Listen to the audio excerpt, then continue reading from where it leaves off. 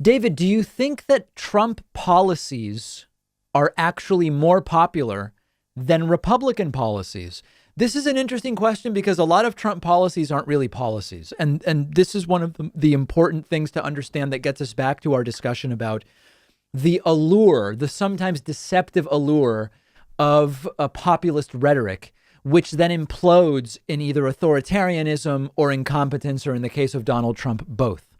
There are lots of, quote, Republican policies that are not very popular anymore.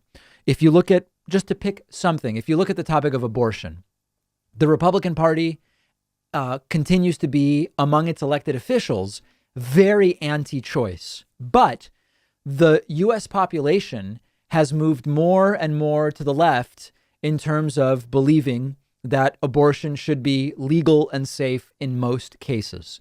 So in that sense, that's a Republican policy that's not very popular with the American people.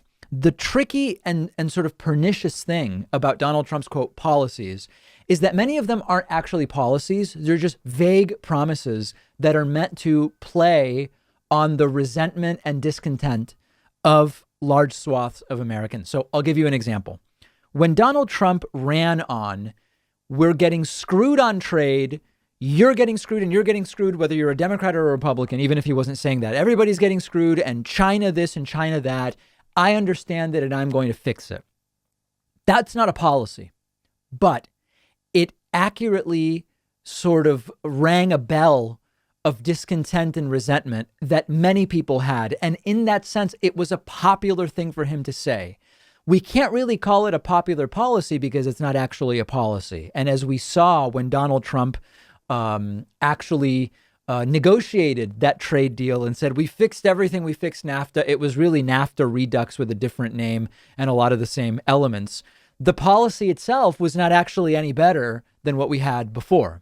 So I want to be really careful about saying Trump's policies are more popular than Republican policies because many of them aren't actually policies. Another example, healthcare.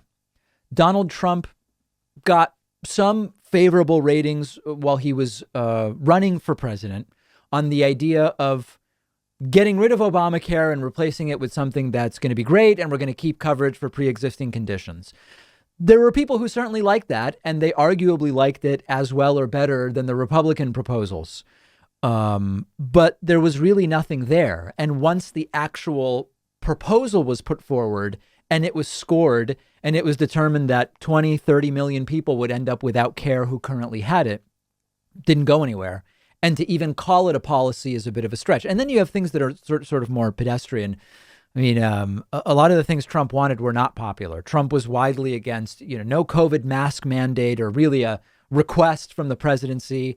Joe Biden did that. It has 80% support. So that clearly wasn't a popular thing that Donald Trump stood for.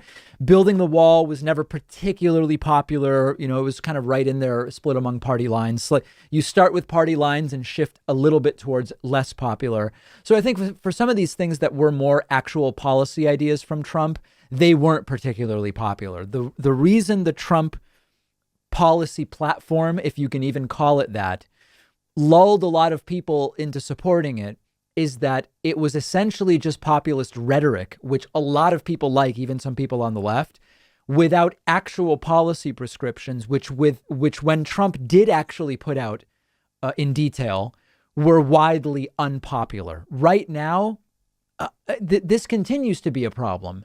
The American electorate is far to the left of where our candidates are. The American electorate is well to the left of the average of the 100 senators on so many different issues, ranging from income inequality, what tax rates should be, all the way to social issues like abortion.